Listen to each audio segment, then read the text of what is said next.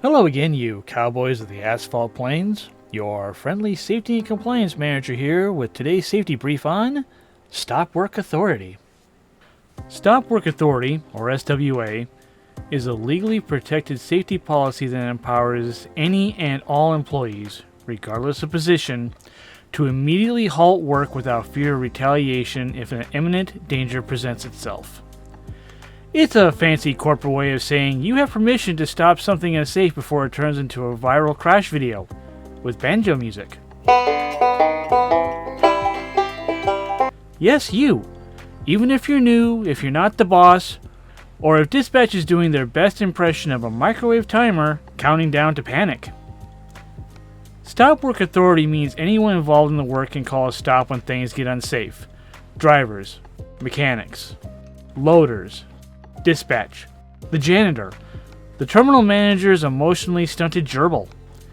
If you see something that can hurt somebody, wreck equipment, spill product, or turn the day into a meeting titled Lessons Learned, you stop it.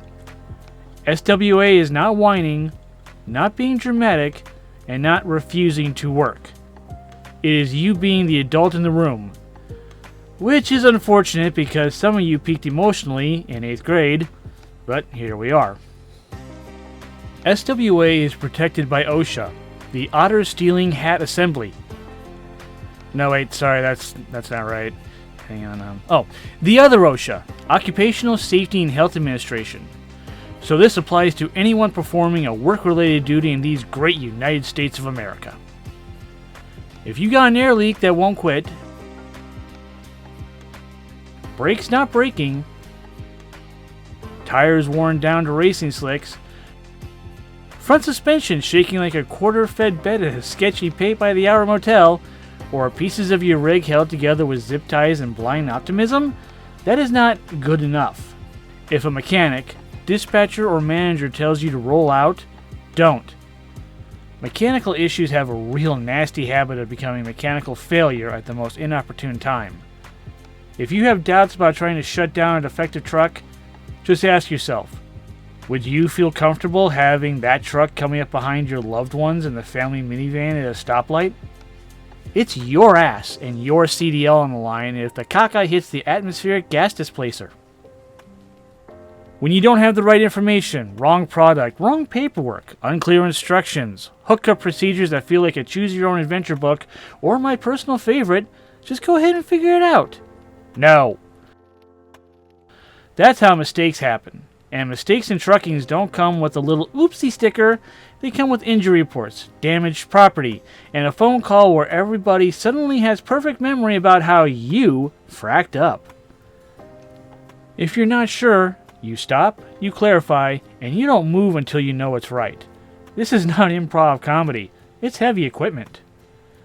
What about bad weather? Oh, you bet your sweet bippy SWA applies here. Icy roads, high Wyoming winds, hurricanes. If your gut says, I'm in danger, congratulations, your survival instincts still work.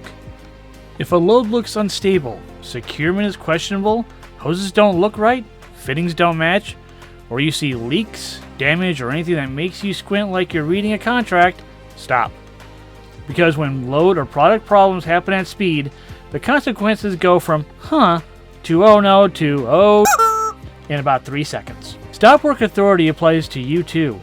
If you're exhausted, sick, distracted, or angry enough to fight a South African ball-biting honey badger, you are not fit to operate a truck safely. This isn't weakness, it's biology. And just because you can drive tired doesn't mean you should. You can eat discount truck stop sushi, but there are consequences, my friend. Oh, there are consequences. Stop Work Authority is not to be used when you don't want to work. You can't call in when you see 2 snowflakes falling to the ground, or there is a giant flaming ball of radiation in the sky. Don't pull out the SWA card just because you are sent to a drop location you don't like. Screw you guys, I'm going home. You can't say that something is not safe and then leave. Stop Work Authority is meant to be used to protect you from injury or death by giving you the chance to stop and look for a solution to the problem. According to OSHA, not the outer ones. Your right to refuse to do a task is protected if all of the following conditions are met. Where possible, you have asked the employer to eliminate the danger and the employer failed to do so. You refuse to work in good faith. This means that you must genuinely believe that an imminent danger exists. A reasonable person would agree that there is a real danger of death or serious injury. There isn't enough time, due to the urgency of the hazard, to get it corrected through regular enforcement channels, such as requesting an OSHA inspection. If you choose to enact SWA, here are the steps you should follow. Ask your employer to correct the hazard or to assign other work. Tell your employer that you won't perform the work unless and until the hazard is corrected. And remain at the work site until ordered to leave by your employer. Here's the bottom line. Stop work authority is not optional, not negotiable, and not something you use only when you feel like it. You are not paid to gamble with your life. You are not paid to roll the dice because someone else is impatient.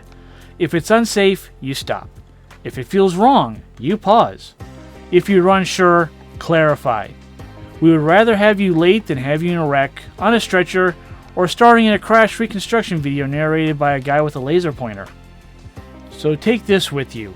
If it's unsafe, stop the job, speak up, get it fixed, then move forward safely. That is Stop Work Authority.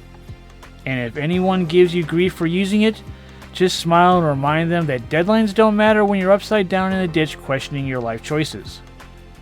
Drive safe, drive smart, and don't give the otters the satisfaction.